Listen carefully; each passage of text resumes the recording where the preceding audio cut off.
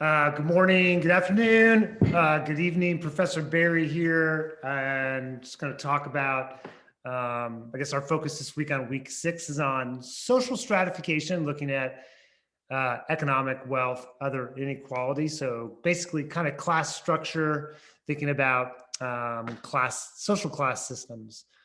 The two readings for the week I think are really interesting. One of them is from Chuck Collins, and you'll read his story a little bit, his biography, his background. But he's kind of devoted most of his working life to addressing inequality, looking at social policies, advocating for social policies. I mean, these are structural level things versus individual. When we look at things like inequality. So we will kind of get into that a little bit. And then the other article, it's not an article, it's a couple chapters out of a book called Deer Hunting with Jesus. And it was a book that was kind of gathered a lot of attention. I can't remember what year it was produced, but looking at the intersectionality a little bit of class and race and even region of the country, focus on Winchester, this community of Winchester, the author's experience growing up in that community and kind of what it's like today. So it becomes this illustration, an example of what we call structural social inequality, but that'll be a term that I introduce here in a little bit.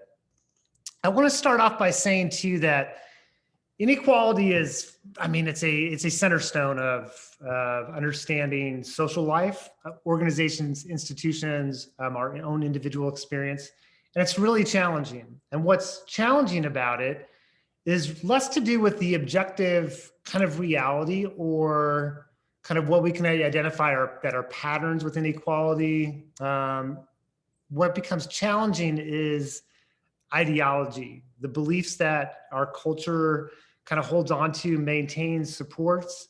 Ideologies are beliefs or explanations for why things are the way that they are. And in America, in the United States, we have a hard time recognizing the structural impact of social forces. And we oftentimes go to this very individualistic explanation about complex social issues.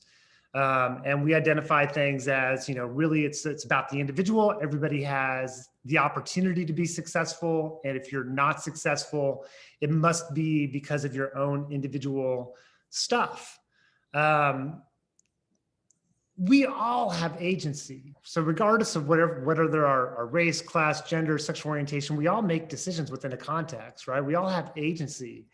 So it's never to say that individuals can't move themselves in a different direction or individuals have not, but rather to account for that complex interaction between the individual and structure, right? Class matters. Class provides opportunity for and privilege. Class is restrictive for some, right? So wealth makes difference. This idea that we are individually determined erases from our view systems that perpetuate basically privilege and domination. It's just inadequate. It's like, if you're trying to understand something, I just never got that. Like, if you're trying to understand something, wouldn't you want to dive in and understand things more completely? Sure, we're still going to get into some debate and discussion about the degree of influence of context, degree of influence of structure, but to ignore the ways in which things are structured, I think is really powerful. And I think that just raises another question of who's ignoring and why, who in terms of groups are ignoring and what's their motivation for ignoring? Are they conscious that they're ignoring or unconscious of that? So anyway, I just want to put that out there before we get started. These are complex problems and issues or complex, things to address in looking at inequality. Part of the complexity has to do with our own cultural history and ideology and beliefs that we get socialized into that make it difficult for us to be more objective is basically the idea. So if you look at, so we're gonna look at intersectionality is important. So not only this is all about class, but I want you to keep in mind too that race makes a difference as well. So it's not that everybody in a certain class has the same class, either up, down, middle, has the same experience. That's shaped also by gender. It's also shaped by race, shaped by other differences as well. So that's important to keep in mind. And that the relationship between self and society is reciprocal. There's an interplay between the two. It's interactional. In my 201 classes, we talk about self-determination. So we have free will, this idea of individuals, they're the masters of their own fate. Determinism, that your life is determined by your structural conditions you live in. And then this in-between area of self-determinism, that it's individuals making decisions within context. Different individuals have different levels of status, different positions within society itself, and they have different choices available to them. They have different consequences for choices, et cetera, et cetera, et cetera. But it's this idea of self-determined individuals within context. Stratification is layering. So we're looking at a system of layering. Basically, all societies have stratification. So, the United States is not unique. There are countries that are more stratified in terms of income and wealth than the United States. There are, of course, those who are that are less stratified. So it's really about, stratification gets us into thinking about this layering idea. This is a picture of downtown Winchester, deer hunting with Jesus, just providing you an image of that. Okay, so let's start off with the first theme. And the theme has nothing to do with stratification. It has everything to do with approaching, understanding human behavior, and developing our analytical and using our analytical skills. And that'll make sense in a second. So the first theme is that sociology ultimately is about empathy. And empathy, not in terms of affective, emotional, kind of like I feel like somebody else feels, like that. We oftentimes think about that. Putting ourselves in someone else's shoes, that's part empathy. And it's part that. So we'll kind of clarify here in a second, like what I'm thinking about is sociology, or what sociology, how it would approach empathy. A couple of quotes here. The Dalai Lama, there is one aspect of our experience of suffering that is of vital importance. When you are aware of your pain and suffering, it helps you to develop the capacity for empathy, the capacity that allows you to relate to other people. This enhances your capacity for compassion. So as an aid in helping us connect with others, it can be seen as really having kind of value. So be able to understand our own personal experience, and then being able to compare that with other people's experiences, right? Develop this ability to be able to try to understand how certain groups, individuals experience life in different ways, and gain a better appreciation and understanding of how one's own life, of one's own life in relationship to others. Maya Angelou, poet, strong voice, said, I think we all have empathy. We may not have the courage to display it.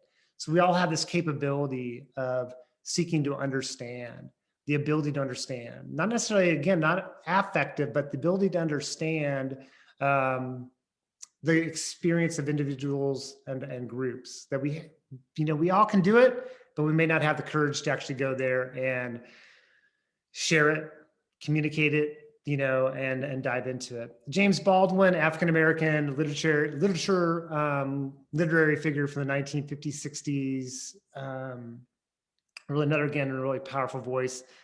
You think your pain and your heartache are unprecedented in the history of the world, but then you read. It was in books that taught me that things that tormented me most were the very things that connected me with all the people who were alive or who had been alive. Developing empathy can come through different ways. Direct contact with other people could come through literature, could come through just conversations with others, could come through, film, investigation, reading reports. I mean, whatever it is, it's the ability to develop understanding. And that's what kind of like this diagram here to kind of highlight a little bit. So in empathy, this is the kind of empathy that I think in sociology, and what I'm focusing on here is cognitive empathy. The ability to take another person's perspective, right? So it's not about agreeing, it's not about disagreeing, it's not about placing judgment, but it's about trying to understand someone else's perspective. Affective is more that when we think about empathy, we usually think about it as an affective thing, this sort of emotional connection. Not interested in that in this case right now, but it's more that cognitive empathy. There was an article read, I don't know, a while ago in Aeon magazine about Sherlock Holmes as being the ultimate empathizer, because he's all analysis, right? He wants to know, it's all about the facts, the analysis, critical thinking, critical evaluation, and it's all about that. In fact, he has no emotional kind of attachment to the way that he wants things to be, that they should be, or his evaluation judgment of another. So it's the removal of all that affective stuff, and it's totally in the cognitive. So it requires that shift away from the emotional kind of component. It's the movement towards understanding, which doesn't mean condoning, supporting, or advocating. So in bring it into like social class, looking at from the range from upper class to middle class, lower class, and everything in between. I think it's really important. I need to get this book real quick. To apply this idea of cognitive empathy, to understand the top 1%, the bottom percents of society. So it's about understanding versus placing judgment.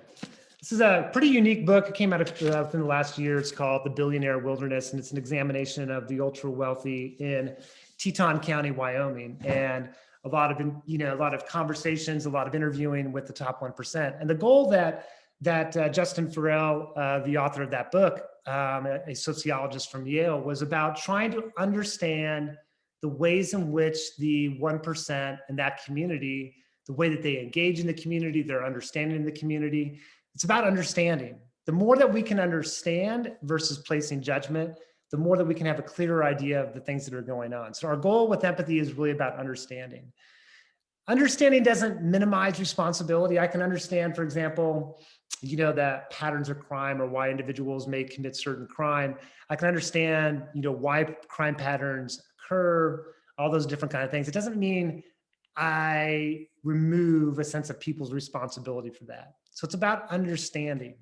And I think we can be conditioned to either alienate ourselves from others, to distance ourselves, to judge versus understand.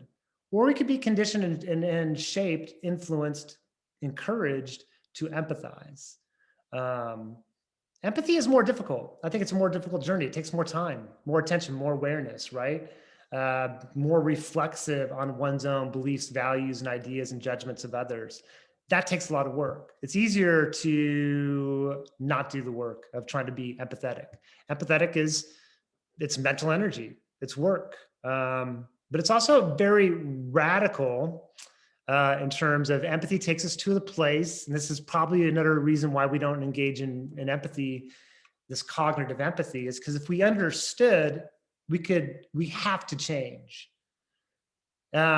We discount, for example, if we provide a lot of judgment on the working poor and the poor, we don't seek to understand. That allows us to continue that system, right? So empathy, the more we hear, this goes back to, the idea of rationalism from Patricia Hill Collins. The more that we understand, the more that we hear stories from other people, the more we get into that subjective experience, the more we understand. It's not about aligning ourselves with the disenfranchised, but about understanding. And the more we understand, that would mean, I think, the system's going to have to change. And that's why empathy becomes really radical. Empathy is learned. Listening to different points of view, being open to listening to different points of view. As thinking about back on white fragility, right? And thinking about whiteness and concepts of whiteness. Sometimes a dominant group has a hard time engaging in discussions where they're under examination a little bit. Sometimes individuals, regardless of their race, class, position, have difficult time to get defensive and thinking about this, and engaging in thoughts about, how other people experience the world, or questioning and thinking through their own positions on things. So, we can learn to challenge our own prejudices and ideas, those of others, to identify our commonalities. We can be more involved with others, and we can, helps to do that if we hear people's, through communication and through our conversations with others, we have a better understanding of other people's experiences. It could be more indirectly through things like I've mentioned before, books, film, articles, whatever it may be. We have different ways of knowing. And it's, going back to that idea of rationalism and thinking about the matrix of domination, that the needle has to move, I think, the more that we understand people's different experiences. This book, Humankind, is really interesting, a hopeful history. And Bregman provides a really unique perspective, a very valuable perspective for me. And basically saying that humans are humans regardless of where you are. Basically, this is kind of what it boils down to. And humans are kind. Communities survive off cooperation. And when humans engage in things that are harmful to others is because systems and structures have been basically established that help to encourage that. That we all are seeking belonging and connection and meaning and purpose and all those different kind of things. And what Bregman is interested in looking at is that we can build communities and ways of thinking that actually facilitate greater understanding, or sometimes we create systems that create greater separation.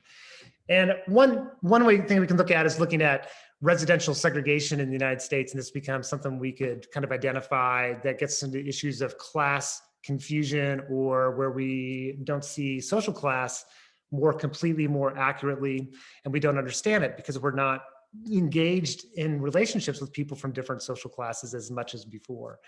So this is a number of people of lower income and upper income households who live in their own class. So in the lower income class, more people are living in predominantly low income tracts. In the upper class, becoming more common as well. So we're living in more class segregated communities. We can see the difference based on region, the growth of residential segregation based on region. Over the past 30 years, all regions have grown in terms of that, more economically segregated, and it's becoming more so in certain communities, the Southwest more than in others. And if you get into economic, residential segregation, you're going to get into school segregation of other public institutions. So we're not sharing as much space. We could break it down by racial groups as well and start to go, okay, well, not all racial groups have the same experience. This is pretty interesting that of all racial groups, and it makes sense if you start to think through how this might be this way, but whites are most likely to live in predominantly white neighborhoods and communities. So go back to this idea of empathy, right? Understanding, how we develop understanding. It's going to take different work in a community where you don't have a lot of connection with individuals, in terms of class and or race, to develop a sense of understanding. So it has to be encouraged in some sort of way. And we're creating communities, segregated communities, class and race, that don't facilitate that sort of shared community experience. So sometimes if we don't have that empathy, we can create division and separation, declining in trust in others, declining investment in the commonwealth, public programs, social programs, institutions that serve the greater good. We see it as our community versus their community. We create these sort of distinctions, and they reinforce inequalities, reinforce policies that could be particularly harmful and ineffective. So that's kind of the first theme, of like engaging in empathy. The second one is to focus on, before we get into stratification, like these are both theme 1 and 2 is before kind of even getting into stratification, right? Just kind of laying some groundwork. The second one is this idea of idealized culture and practice culture. So idealized culture are the things that basically a community, a society, the way they think that they want things to be, the way that the stories and the myths and the narratives that are told of the ideal form of the world, right? And all countries, all places have this sort of idealism. Idealism can be helpful in some regards. It gives us it's an aspirational mission, something to shoot for, something to go for, something that motivates us. If we adhere to that idealistic view without engaging and trying to understand the more objective world, the practice world, it could create some serious problems and issues where we hold on to the idealism and we neglect dealing with the actual reality itself. Sometimes we even protect the ideal from being critiqued. People are invested in maintaining that idealized kind of culture. And when kind of poking on it, will push back significantly against that because they want to protect that idealized sort of vision of the world. And it's interesting to think, like, why resist that critique? Why not engage in it and try to understand the critique? It's interesting that the ways in which we can become invested in particular ways of thinking, our beliefs and our values. It's not to say that our values and beliefs should not should not change. But I would say that if they're going to be, it'd be odd that they would say stay stable, especially when not developed from a more complete, history and understanding and data set. So yeah, why be so distant from or afraid of critiquing that idealized culture?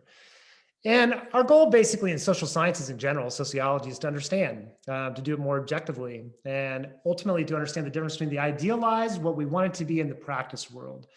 Kurt Anderson in this book, How America Went Haywire, I thought provides a really compelling case and argument for that. In the United States, we are probably particularly prone to this idealization and holding on to it. The production of the Fantasyland is what he calls it. It goes way back in terms of establishment from colonization forward. America is this place where people can be basically this idea of you're in control of your own destiny. And then, of course, Fantasyland attached later on in more modern society are institutions that produce ideologies, the film industry, Hollywood, media, going back before to the radio, like all these different kind of things have created, we've developed this narrative and this myth about the individual, self-made individual, and we hold on to this sort of fantasy. So one idea, I don't know, just kind of try to include this in this sort of idea about this idea of idealized and practiced culture. So the idea of fairness, to kind of bring this up. So fairness and how we define it, or how individuals define it, is influenced by the culture, the nation in which they live, and the cultural values within that nation. Different cultures define fairness in different ways. It's learned, right? I mean, there's no innate, absolute in terms of the way fairness has to be defined. In Finland, in Switzerland, in England, so England would be maybe our most close comparison between the United States and England versus looking at Switzerland or even looking at Finland. But in those countries, as well as others in Western democratic societies, the speeding ticket is connected to your income bracket. So the more money you make, the higher your speeding ticket. So in those countries, they view it being fair, or the cultural viewpoint of being fair is that a person with more, that the fine should be commensurate or similar to, or based on their income bracket. This person makes more, they should be paying more for their speeding ticket. That would violate our idea of fairness. I mean, that would violate that idea. And I provide a couple different examples, or maybe not examples, but some issues that, looking at the Gini coefficient, which is the degree of inequality, a measurement of inequality, we're much more unequal compared to, let's say, Finland. We're relatively unequal compared to most industrialized countries. And the point here is to illustrate that regardless of fairness and inequality, it's the ideas that we have, right, that prevent us from sometimes changing things, and we protect things. So we have this idea, that idealized way that culture should operate, right, that it's equality for everyone, everybody has equality of opportunity, people can be successful. Therefore, if somebody was fined more based on their income bracket, we'd view that as unfair. I think part of that is this idealized version of the world that we believe in. And we have a hard time critiquing that idealized kind of view. And it's important to understand the distinction between that idealized version and the practiced culture itself. I mean, trying to understand the difference, right? And then determining whether or not to intervene and sort of actually make the idealized and the practiced more well aligned.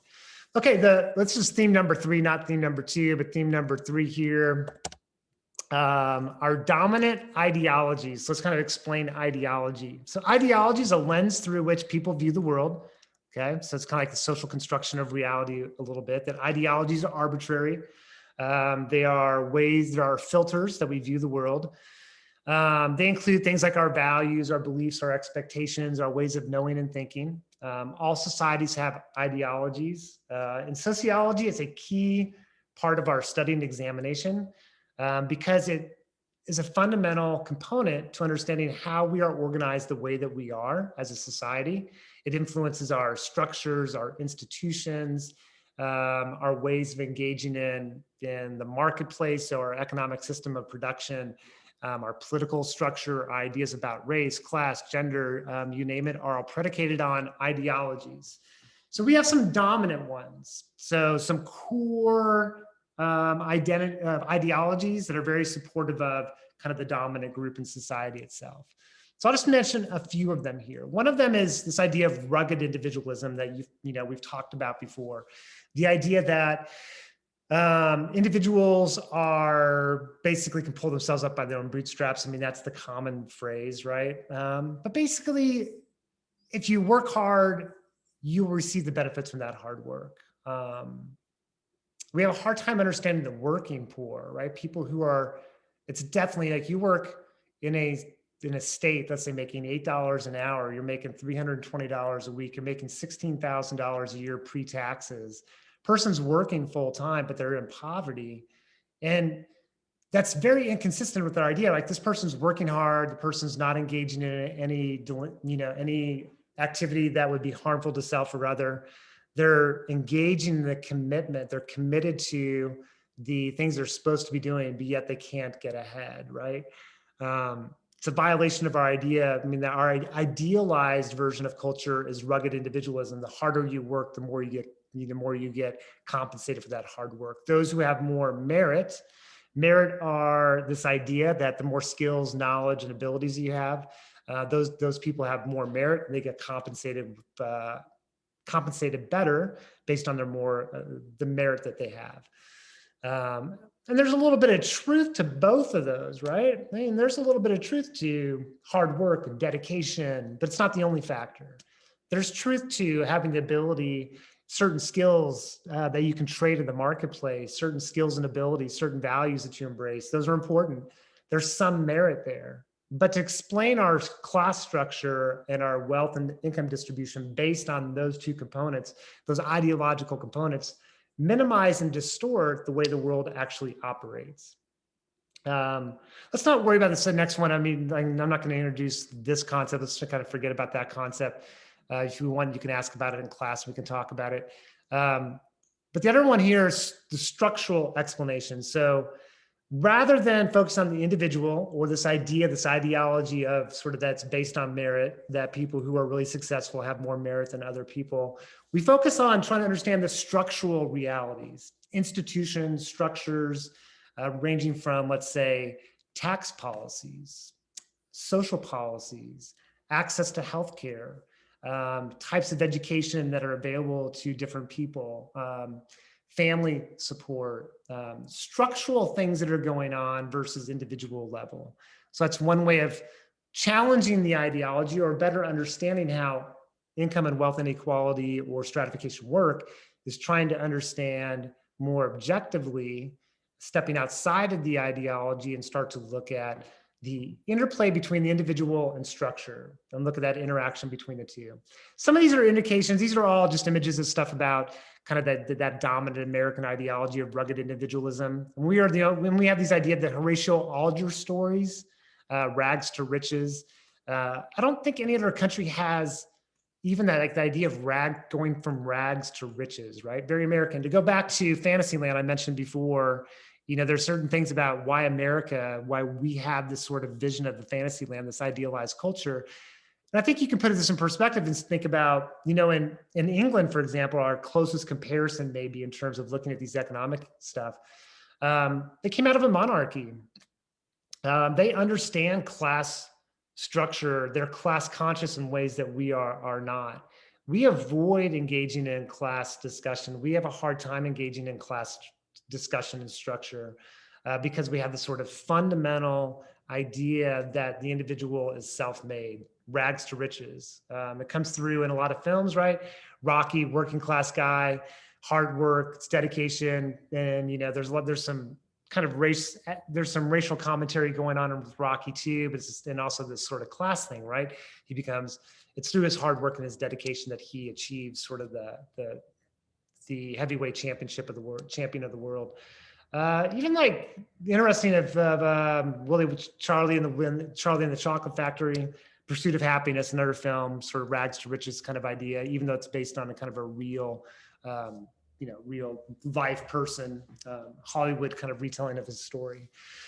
Okay, this kind of, I don't know, this is kind of gets at ideology a little bit. I was thinking about this a while ago, a couple weeks ago, and I thought it was interesting, just sort of this comparison. I wondered, to make this compare, I just wonder what the comparison was. And so I started looking into what is the comparison. So here's the kind of way to get at ideology, and maybe ideology, oftentimes we're not aware of it. Oftentimes we accept the dominant ideology because that's the culture that we swim in. That's what we're aware of. We're not investigating more. And our cultural biases that come into play in terms of looking at people who are in poverty versus people who are, and looking at people who are wealthy sometimes too. Like sometimes we unduly and unfairly judge those who are at the top as well. But this example kind of illustrates this idea of ideology, the dominant ideology, and maybe even a little bit about this sort of idea of preserving or defending this sort of idealized kind of version of the world that we are self-made kind of thing. So temporary assistance to needy families was started in 1996. Before that, it was aid to dependents with families and children, or aids to families with dependent children, AFDC. Before that, it's called aid to dependent children. Before that, I think it was widows' pensions that go back to the Civil War, or after the Civil War. And these are basically, we think about welfare. This is what people think about when they think about welfare. Temporary assistance to needy families has many components to it. Only one of them is actually providing financial support for the recipient. So looking at the overall budget, 20%, 21% of the budget to TANF goes to direct cash disbursement. A lot of the other money goes to a lot of different things, okay? So the federal government has set aside $16.5 billion. That amount has not changed since 1996. Okay, so 35 years, basically that real value of those dollars has fallen by 40%. Okay, so I think that's an issue that we kind of can look at and kind of examine, but that's not the point here. What I want to do is compare, okay, 16.5 billion. Of that 16.5 billion, only that 20% or 21% is actually going to the cash transfer or cash support for the welfare recipient. There's also this issue of corporations putting money in an offshore tax haven so they don't have to pay taxes on that. Looking at one company, this is 2011. So this is data from 2011. It could be different today. The reality is this still goes on. This is not something that has changed. So the dollar amounts, if anything, have gone up since 2011 in terms of Google. So Google in 2011, the estimate was that, what was Google specifically? Whoops. $3 billion, I think it's right down here, there you go. $3 billion from Google in the last 3 years. So it's about $1 billion a year, which is about a third of all the dollars spent on TANF cash benefits that Google was transferring to. My guess today, with Google making a lot more money than they did 10 years ago, that rate's even higher. But it's this interesting situation. I know for me, it's really powerful to think about, is that we Americans, right? This gets into the hegemony, like who's so harsh on the poor and people who are welfare recipients, they're getting something for nothing. They're going to be cheating the system, all these kind of things that get into our vision about thinking about people who are welfare recipients.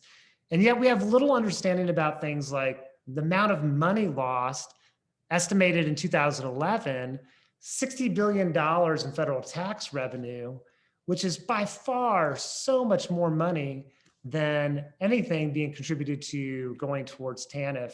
But yet it doesn't bring it much larger discussion within the public domain. In fact, people will protect and I imagine argue vehemently for maintaining those tax havens. I mean, there's a lot of ideology. I would argue there's a lot of ideology in that kind of thing is really about our cultural values and ideals, and also about sort of the hegemonic dominant kind of viewpoint on things.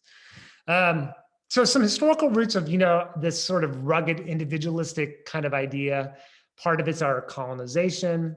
Part of it, westward expansion, reaffirming this sort of idea that it was our duty, responsibility to claim land for our own personal gain and economic development.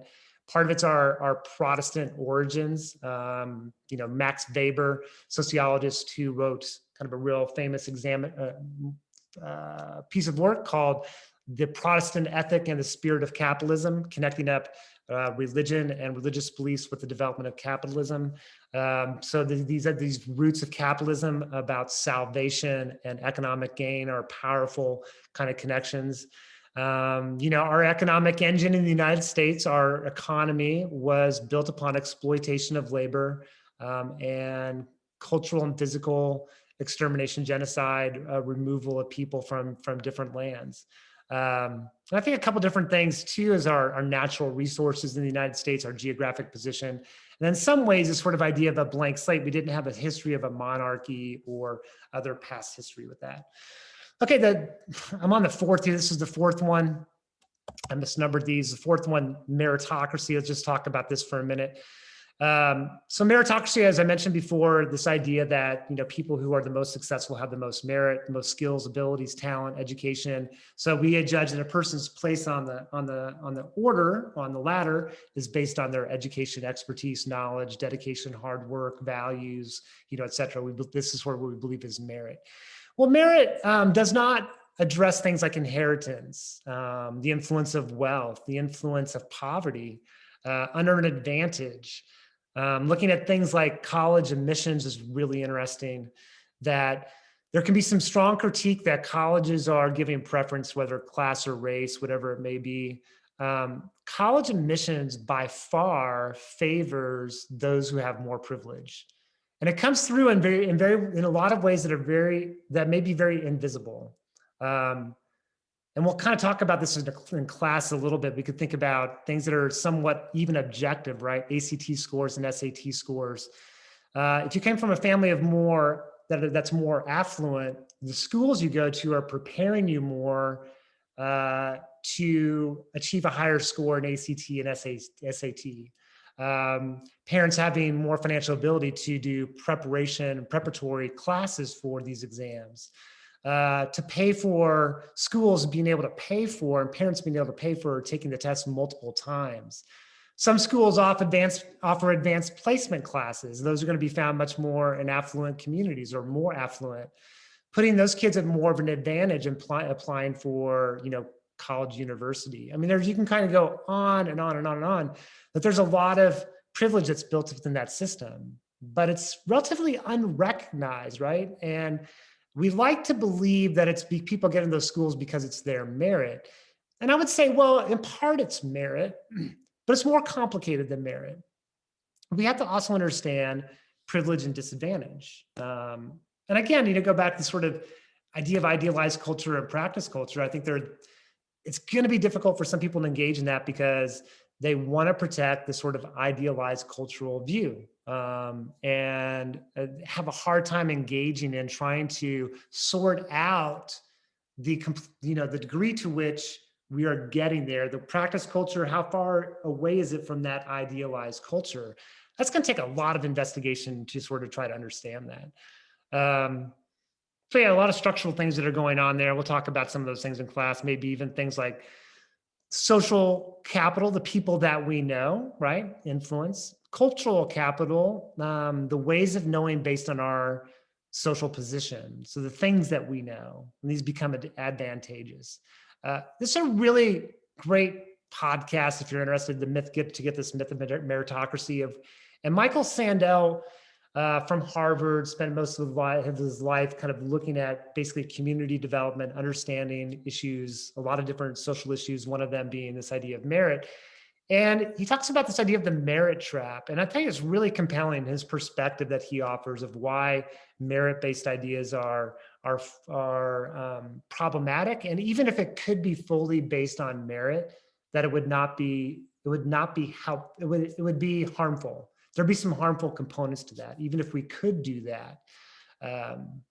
Anyway, if you're interested, I encourage you to listen to that. This article in The Atlantic kind of got into of how the myth of meritocracy can hurt I would say kids of color, kids of the lower class, lower middle class, of the working class, all kids, all kids of all races, regardless of class position. But maybe it's, I mean, race matters as well, so you can't, distance ourselves from that. But class matters as well. And the reason it hurts is because if you're not successful, right? Kids get the message that that the things that are valued in society, or if they're not successful, it's their own fault. So this sort of what it does to the self and views of the self, impact on the self, impact on views of the other. And this is why that idea of the myth of meritocracy can be so harmful. Related to these ideas, related to going back to this idea of merit, right? And why we might have a difficult time kind of dealing with merit or individualism is that there's a concept in psychology called the just world hypothesis that we believe, and this is true of a lot of places, it's not only the United States, but the world is just, right? That we want to believe it. And we want to believe it so bad that we're unwilling to look at evidence that points us to the ways in which it's not true. So there's a tendency for people to believe in this sort of just world. So this is Jeff Bezos, 110 billion in 2019. I mean, he's at 109. He's the richest, wealthiest person in the world now. $200 billion. He didn't do this alone. He's not self-made.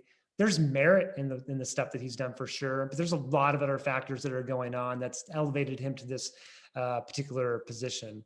So we like to think about it in terms of the individual, right? In terms of American culture, but the story is much more complicated. This is some work done by Pew Research back in 2014. I hope they redo it again sometime. I don't think the data has changed all that much since 2014, but it's really just kind of trying to indicate that we are a culture that values individualism. And here's just basically some data to kind of get us into that. Percentage of people who disagree that your place in life is determined by forces outside of your control, right? So in the United States, we don't believe that your place in life is influenced or determined by things that are outside of our control. We see it as that your position is within your control, right? So you're responsible for your own success and you're responsible for your own failure. People who say it's very important to work hard to get ahead in life. We are way on the side of that very individualistic perspective. If we look at, this is an interesting chart. This is a different study done a little bit earlier. And again, I hope Pew does this again. These kind of research studies are kind of they're interesting of their cross-cultural comparison and these ideas of getting at social mobility in this case and looking at kind of like this individualistic viewpoint. The United States is in red. The line here is sort of the median or halfway between top and bottom of all countries. People get rewarded for their effort. This is what we believe that's the case. People get rewarded for their intelligence and skills. See, this is why we believe in meritocracy, right? Because we believe it's about effort, skills, and intelligence, and that's it. Or predominantly, those are the predominant factors. Coming from a wealthy family is very important, very important, essential for getting ahead. We rank that lower than average. Differences in income are too large. We don't see that as being the case, which prevents us from actually working on social policies to change that. It's the responsibility of the government to reduce it. We say no. Most other countries say, I mean, for the most part, 35% say no, that the government should not be involved in trying to do that. It's like you're leaving up to the individuals. And I would argue, well, if you leave it up to the individuals, but it's a structural thing, it's not going to change. Well, who benefits from that? I think you have to go back to this idea of ideology, the idealized culture, to kind of get in that as well. And there's definite, political differences in terms of Republican Party, Democratic Party. Republicans more likely to view things at a much more individualistic level. Democratic Party, those who identify as Democrats are more likely to recognize the structural kind of components. For me, it has nothing to do, for me, I mean, I can see that the political party affiliation, but for me, this is not a political party issue.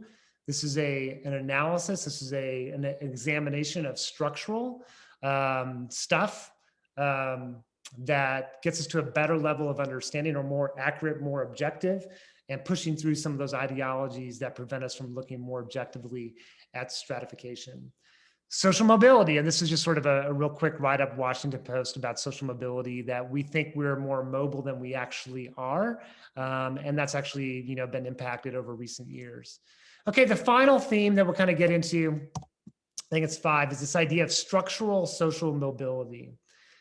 So structural social mobility, we think about social mobility as the movement up and down. So you could have things like intragenerational.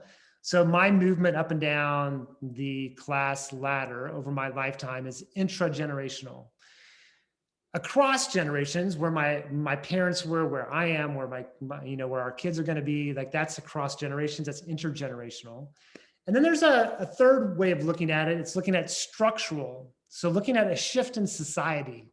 So looking beyond individuals, looking beyond patterns of individuals, and looking at the structure of the system itself.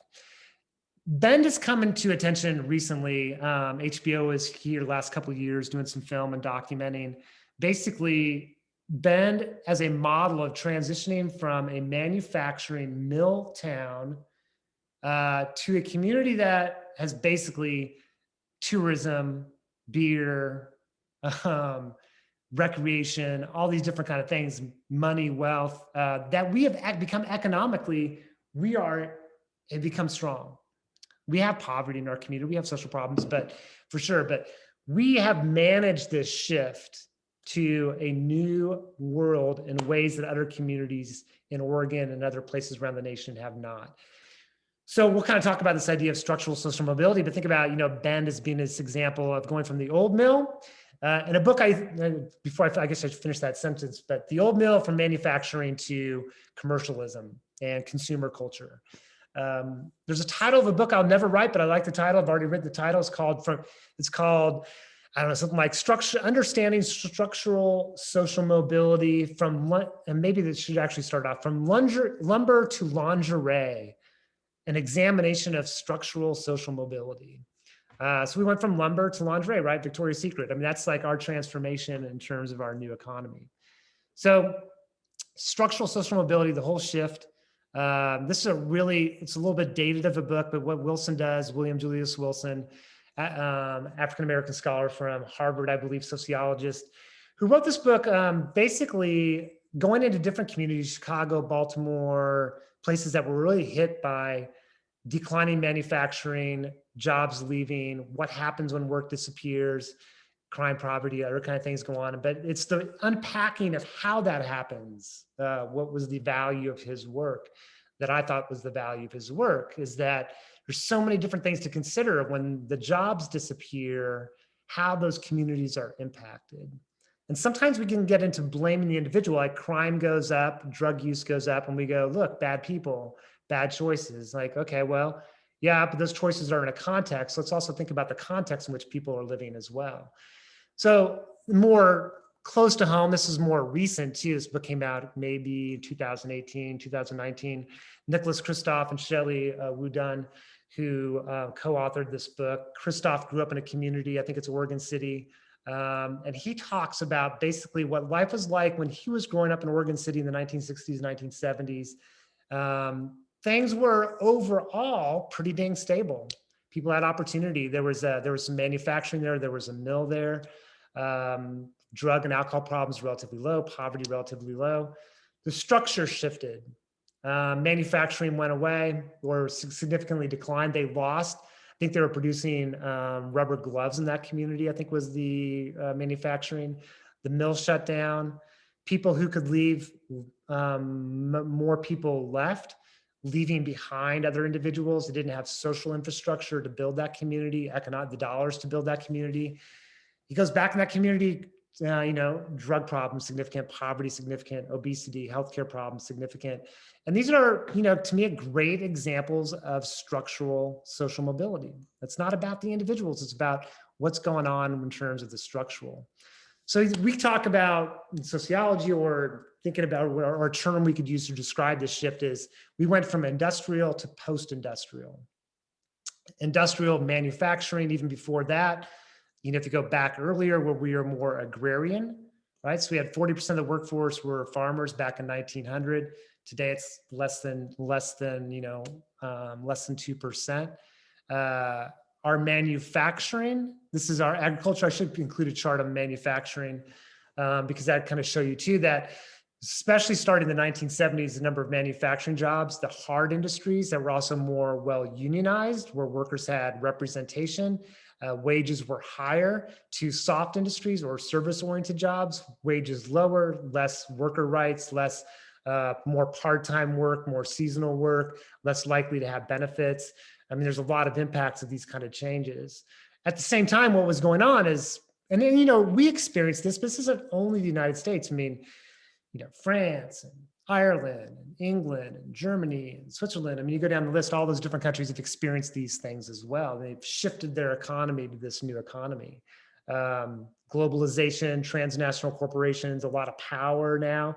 It's also a time period, we won't necessarily talk about it now, but the rise of neoliberalism as economic policy. So neoliberal gets us into like deregulating the marketplace, privatization of, you know, stuff. I mean, it's just really hard on most people and communities, these kind of economic policies that come out this time period as well. Starting in the you can go back to the 1950s, but, you know, people, we call it white flight. It's class flight though. I think white flight covers up the class component to it, that people are leaving the inner city, creating struggles with different struggles in the inner city. We talk about now in sociology about interstate flight. You look at Central Oregon being a great example. Those who are coming from California, for example, are those who have the resources to come, right? And they're coming here for lifestyle and different kind of things. Yeah, it's a kind of reflection of our post-industrial economy, gets us into the mobility or movement of people. This economy too requires a higher level of education.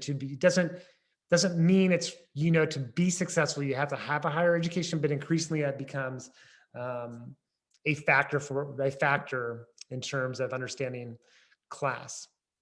If we go back to 1960s, we look at the difference between a person, what people made based on bachelor's degree versus high school graduate. What I'm interested in looking at here is the gap between that.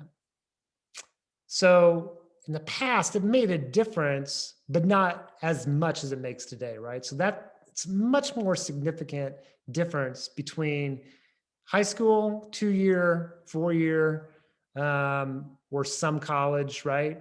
It's that 4-year degree is becoming increasingly important for achieving more economic stability, mobility, and higher levels of economic position. It's not the only way, but it's increasingly becoming a way.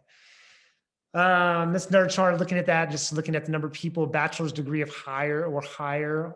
This is 2000, I should get some more recent data, but it'd be interesting to look at what it'd be at today. But more and more people, right? So more and more people, credentials have been inflated, more and more people, the job markets are requiring more education, but it's becoming more costly to get that education. 1987, average cost of tuition, where we're at today. So if you go back to, man, what about if, you know, the amount of money you make, your resources in your family, you know, you're working really hard trying to make it happen, but your family doesn't have the resources to pay. You may have a lot of merit, but you don't have the resources to be able to access a college education. This is Oregon State University specifically. 87 versus 2016.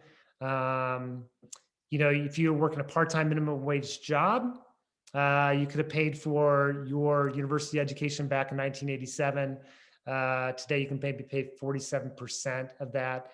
Now, people are acquiring much more debt in terms of getting through education.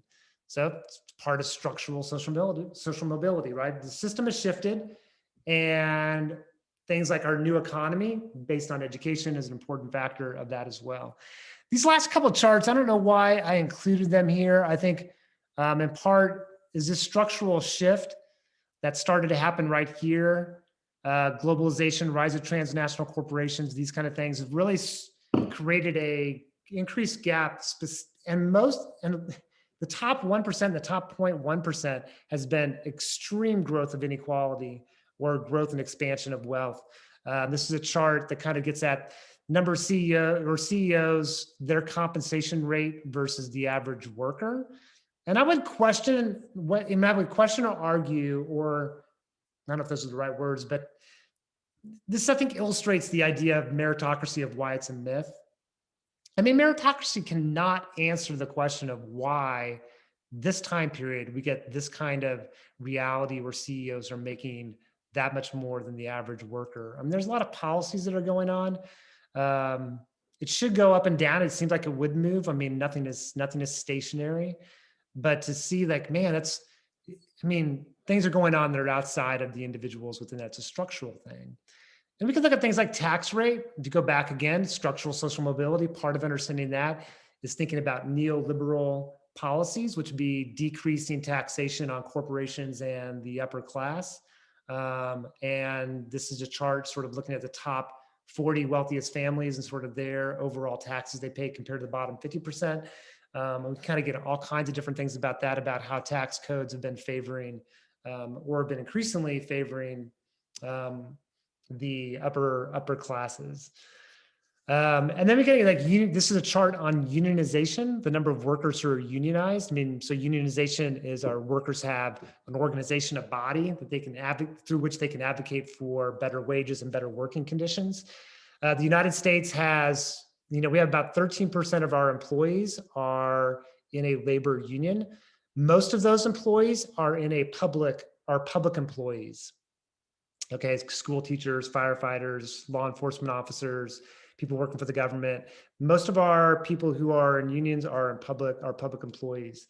Other countries, I mean, they are, private sector employees make up the predominant majority, and people have more of a voice. Workers have more of a voice. To get to that question, why we don't have more union representation, I think you got to go to our cultural values and ideals and rugged individualism. And I think hegemony becomes really important too, that we have values that protect the interest of the ruling class is an important part of that component as well. And that move to decrease unionization was going on during this shift to a post-industrial economy. So I think that's related to that as well. Maybe a last point, working conditions. We are the only industrialized country that does not have paid maternity or family leave.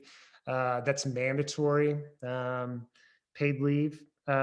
We are the only industrialized country that does not have guaranteed federally mandated vacation days for full-time employees. Companies provide it, but it's not mandated by the federal government. 0 sick days required by the federal government as well. So all these things kind of get us into all these other different factors, structure kind of stuff. If you're interested in some of this content, this is an article actually I just read the other day, New York Review, a lot of interesting stuff about the sort of new economy that we're in. You might find it interesting. This is a little bit harder to access, just a little bit more detailed history stuff. And Thomas Frank, this is, I think, a little bit easier to get into. It's basically about how the Democratic Party, with the rise of neo-Democrats, starting with Clinton, have basically turned their back on the working class. And since the 1980s, 1990s, the working class have not had their politicians represent them in terms of social policies. In fact, they've been, both parties, or the Democrats have been financed by Wall Street, financed by other sectors of the economy. And you see a lot of class struggle going on today because there's been a lack of attention to taking care of and responding to the shift in our economy. And we've placed it on the backs of individuals versus looking at social structure, more complex issues, and trying to dive into them. And our politicians and our political parties are not representing and addressing these larger kind of issues. All right, so that's a lot of stuff. Hopefully it was valuable, informative, providing you perspective. Thanks for all you do. Have yourself a great rest of your day, and see you in class.